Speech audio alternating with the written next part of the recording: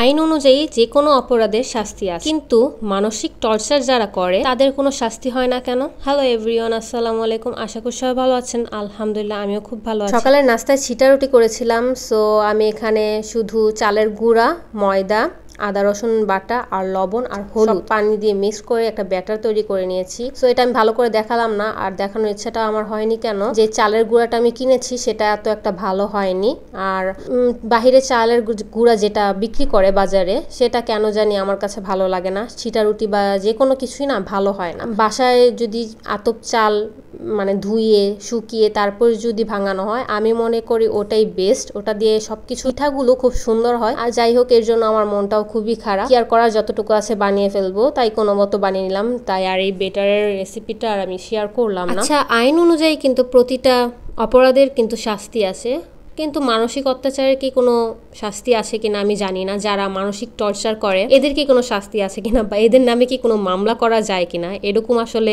যদি আমি আগে জানতাম, এখন অবশ্য না, আগে যদি কখনো আমি জানতাম তাহলে আমি অবশ্যই মামলা করতাম। কারণ আমার কিছু কিছু মানুষের নামে আসলে, এটা আমার ক্ষেত্রে না, আমি আদার্স অনেক মানুষের ক্ষেত্রে আমি বলবো, সমাজের মানুষের কথা কি বলবো, সমাজ তো দূরের মানুষ, আমি আপনজনদের কথাই বলবো। আর বিশেষ করে মেয়েদের ক্ষেত্রে একটা কথা বলবো, যে কোনো একটা মেয়ে যে কোনো সিচুয়েশনে পড়ছে, খারাপ একটা মুহূর্ত কাটিয়ে উঠতে পারতেছে না বা উঠবে, সেই মুহূর্তে এই আপনজন মানুষরা যে কি পরিমাণে টর্চার করে, সেই টর্চার কখনো না কাউকে বোঝানোর মতো না।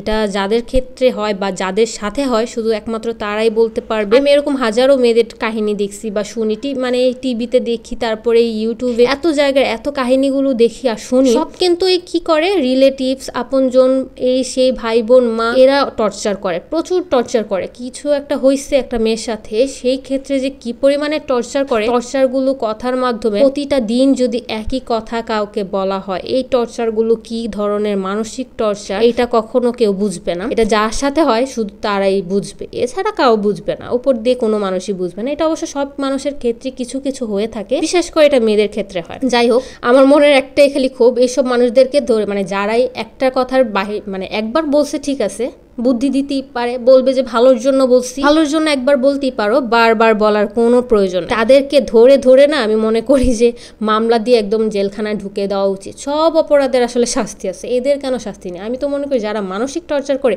এরা সবচেয়ে বড় অপরাধী। আমি যখনই মোবাইল দেখি বা কোনো একটা মেয়ের জীবন কাহিনী আসতেছে বা শুনতেছি, শুনতে শুনতে ভালো লাগতেছে, মানুষের জীবনে কষ্ট থাকতেই পারে, যখন সে কোনো কিছু বলার পর কান্না করে দেয়, সেটা হচ্ছে সবচেয়ে বড়, হচ্ছে তার ফ্যামিলি তাকে কি পরিমাণ, শ্বশুরবাড়ি হোক বা বাবার বাড়ি হোক, মানুষ কি পরিমাণে মানসিক অত্যাচার করছে, কেউ কেউ তো মানে কি বলবো, জীবন শেষ করে দিছে। এসব কাহিনীগুলো দেখলে বা শুনলে আমার এই জায়গাটাতে সবচেয়ে বেশি কষ্ট লাগে। মানুষের জীবনে স্ট্রাগল যাবে, কষ্ট যাবে, জীবনে ঝড় আসবে, এটাই মানুষের জীবন। কিন্তু যখন মানসিক টর্চারগুলোর কথা মানুষ বলে না, তখন কান্না করে দেয়। মানে সব এত এত বড় বড় ঝড় হইলো, এগুলোর টাইমে কান্না করলো না। বা যখন মানসিক একটা টর্চার নিয়ে কথা আসলো, যে ফ্যামিলি এই বলছে সেই করছে, তখন যে কি পরিমাণে কান্না করে, সেই ভিডিওগুলোর মাধ্যমে আমার দেখলে যে কি খারাপ লাগে। এটা খুবই একটা বাস্তব কথা। আসলে এরকম ফ্যামিলি থাকার চেয়ে না থাকা অনেক ভালো, অনেক ভালো। যাই হোক, অনেক কথা বলেই ফেললাম, আসলে অনেক ভালো লাগার থেকে বা খারাপ লাগার থেকে হয়তো বললাম কথাগুলো। আসলে প্রতিটা মানুষের জীবনেই যদি কেউ টর্চার করে বা মানসিক টর্চার করে, তখন যে কোনো মানুষই কোনো ভালো ডিসিশন নিতে পারবে না, সবকিছু তার গুলিয়ে যাবে, কোনটা করব বা কোনটা করব না, ভালো হবে না মন্দ হবে বা কি, এইসব সবকিছু মিলে যাবে। কারণ একদিকে চলতেছে একটা মানসিক টর্চার, আরেকদিকে আবার নিজের লাইফের ডিসিশন বা যে কোনো পদক্ষেপ, এগুলো সব কখনোই ভালো হবে না।